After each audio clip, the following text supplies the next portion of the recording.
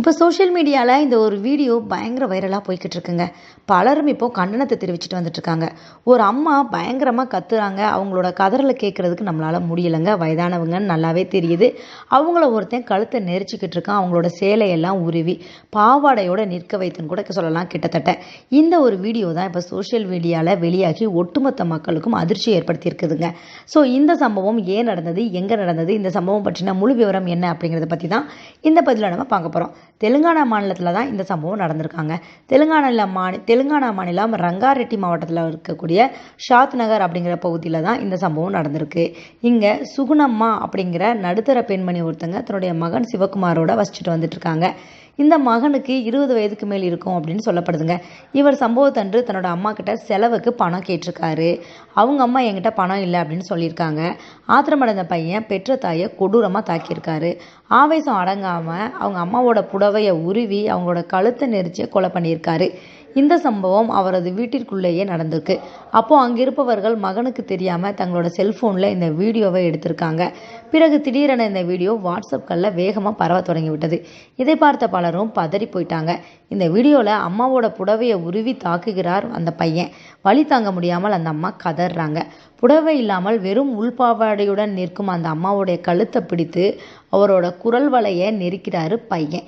இதோட உச்சகட்டமாக அந்த புடவையை உருவி அவரோட கழுத்தில் பல சுற்றுகள் சுற்றி அப்படியே இறுக்கி கொல்ல முயற்சிக்கிறாரு. அந்த அம்மா அப்படியே சரிந்து விழுகிறாங்க. இந்த வீடியோவை சகிக்க முடியாமல் பலர் தயவு செய்து இந்த வீடியோவை நீக்கி விடுங்கள், இலகிய மனம் படைத்தவர்கள் யாரும் இந்த வீடியோவை பார்க்காதீங்கன்னு சொல்லி கோரிக்கையும் விடுத்துட்டு வந்துட்டு இருக்காங்க. தாயை மகன் தாக்கி கொள்ளும் போது அங்கிருந்த யாருமே அதை தடுக்காம வேடிக்கை பார்த்துருக்காங்க. அதை மட்டும் இல்லாமல் அதை வீடியோவாகவும் எடுத்திருக்காங்க. இது எவ்வளோ அதிர்ச்சிகரமான ஒரு விஷயமா இருக்குங்க. மகனுக்கு தெரியாமல் இந்த சம்பவத்தை வீடியோ எடுத்து கொண்டிருக்கும் நபர் கடைசி நேரத்தில் சுதாரித்து தடுக்க முயற்சி பண்ணுறாரு. ஆனால் அதுக்குள்ளே அந்த அம்மா சுருண்டு விழுந்துடுறாங்க.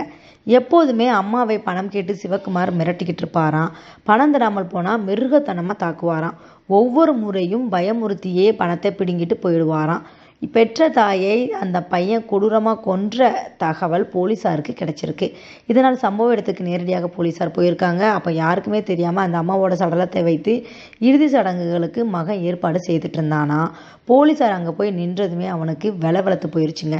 உடனே போலீஸாரை பார்த்ததும் தன்னுடைய அம்மா உடம்பு சரியில்லாமல் இறந்துட்டாங்க அப்படின்னு சொல்லி முகத்தை சோகமாக வைத்துக்கொண்டு சொல்லிட்டு இருந்திருக்கான். அப்புறம் என்ன, மகனை அள்ளி கொண்டு போயிருக்காங்க போலீஸார். விசாரணையும் நடந்துட்டு வந்துட்டுருக்கு. இதனிடையே இணையத்தில் காண்போரை கலங்கடித்து ஈரக்குலையை நடுங்க வைத்து கொண்டிருக்கிறது இந்த கொடூர வீடியோங்க. ஸோ அந்த வீடியோ எடுத்த நபர் மட்டும் கொஞ்சம் சுதாரித்து பக்கத்தில் இருக்கக்கூடியவங்களை யாரையாச்சும் ஹெல்ப்புக்கு கூப்பிட்டு அந்த அம்மாவை காப்பாற்றிருந்தா இன்றைக்கி அவர் உயிர் பிழைச்சிருப்பாருங்க. சோஷியல் மீடியாவில் எல்லா விஷயத்தையும் ட்ரெண்ட் ஆக்கணும், வைரல் ஆக்கணும் அப்படிங்கிறதுக்காக பல உயிர்கள் இன்றைக்கி போய்கிட்டு இருக்கு நம்மளுக்கு தெரியாமலே இவங்க. ஸோ யாருக்காச்சும் ஏதாவது பிரச்சனைனா உங்களால் தனியாக போய் கேட்க முடியலனா கூட 2-3 பேரை கூட்டிகிட்டு போய் கேட்டிங்கன்னா கூட ஒன்றும் பிரச்சனை இல்லைங்க. இன்றைக்கி ஒரு உயிர் பறி போயிருச்சுங்க. அந்த மகன் ஈவே இறக்கம் இல்லாமல் குடிக்கிறதுக்காக பணம் கேட்டு அடிக்கக்கூடிய அவனுக்கு கடுமையான தண்டனை கொடுங்க, உச்சபட்ச தண்டனை கொடுங்க. இந்த மாதிரி மிருகங்கள் இருக்கவே கூடாது. இந்த மாதிரி பல வாரியான கருத்துக்கள் சோஷியல் மீடியாவில் தற்போது வெளிவந்துட்டு இருக்குங்க. ஸோ இந்த பையனுக்கு எப்படிப்பட்ட தண்டனை கொடுக்கப்பட வேண்டும், அது மட்டும் இல்லாமல் ஒருத்தர் பிரச்சனையில் மாட்டிக்கிட்டு இருந்தாங்கன்னா அவங்களை காப்பாற்றுறதுக்கு நாம் எந்த மாதிரியான முயற்சிகள்லாம் மேற்கொள்ள வேண்டும் அப்படிங்கிற உங்களோட கருத்துக்களை கமெண்ட் செக்ஷனில் பதிவு பண்ணிடுங்க. மேலும் பல்வேறு செய்திகளை உடனுக்குடன் தெரிந்து கொள்ள நம்மளோட சேனலை சப்ஸ்கிரைப் பண்ணி சைடில் இருக்கிற பெல் பட்டனை கிளிக் பண்ணிடுங்க.